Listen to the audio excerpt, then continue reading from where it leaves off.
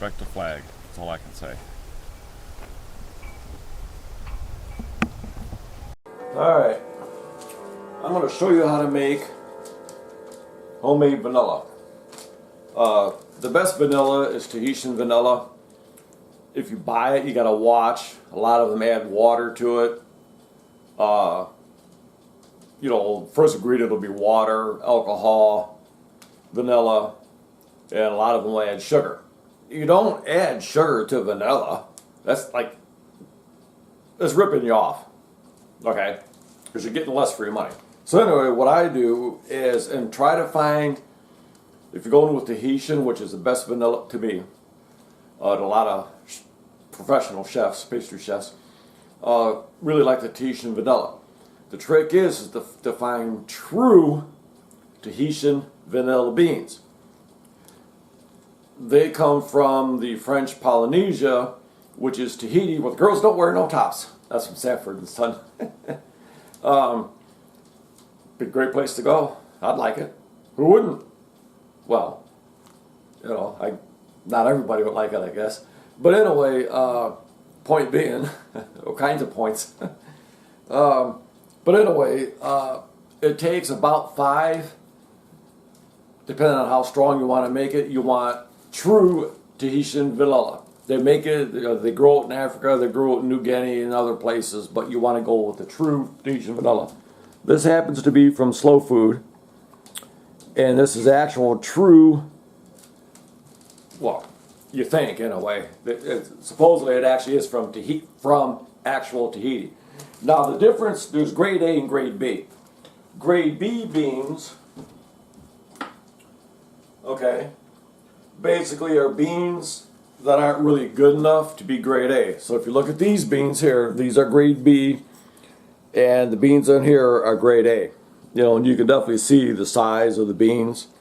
Okay, they're a lot fatter, plumper, they're obese, whatever you want to say.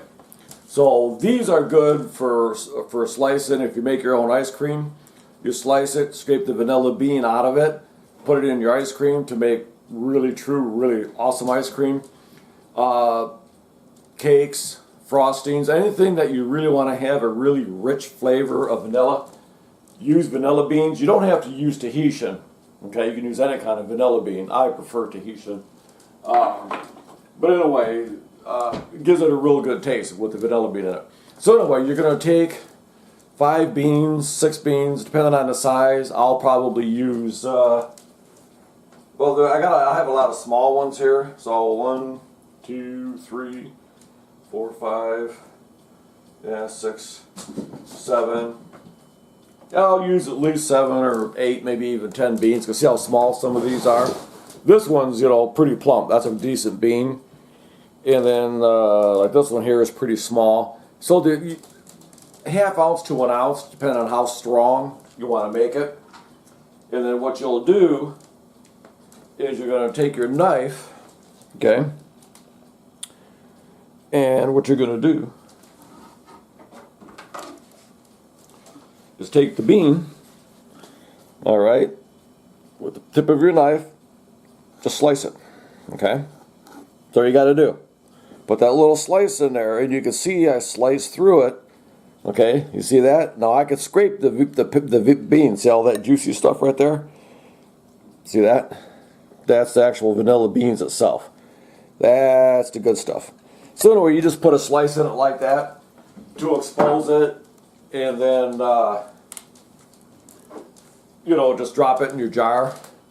Now this particular jar here is 8 ounce. Cats. At least they're not in the video, right? Anyway, this is 8 ounces. You can use any kind of alcohol you want.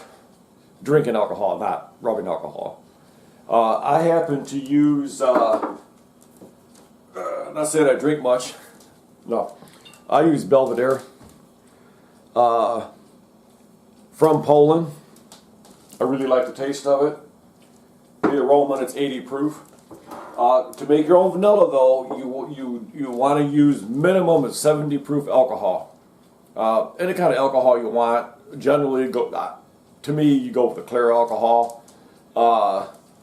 I just happen to like vodka. That's what a lot of people use to make their own vanilla. So anyway, 8 ounces obviously, because you have an 8-ounce jar. Okay, so you know, you can look up recipes, it'll say a quarter cup, this much of a cup or whatever. If you're making an 8-ounce jar, guess what? You use 8 ounces. If you're using a bigger one, I've never had a bigger one. Yeah, I don't think I have any up here. I do not. So anyway, 8 ounces. It's easier that way because the stuff won't go old. So you have it sitting, and then once you get all the beans and alcohol in it, shake it. And once a week for the next minimum of 2 months, shake it, you know, once or twice a week. Let it do its thing. The longer you let it simmer, the better it gets. So you can use it in 2 months, but it won't be as good as, let's say, 3 months. You know, I would say a minimum of 3 to 6 months is what you really want to do before you use it. Remember to shake it once or twice a week, and you will have true Tahitian vanilla. Hit the little bottom right-hand corner of the B there, and hit the little subscription bell or whatever, and it'll go ding-ding. It'll annoy you on your cell phone to let you know I'm being annoying. Upload another boring video, but anyway, that's how you make vanilla. You don't really need to see me pour the alcohol in the jar, right? You know, that's pretty self-explanatory.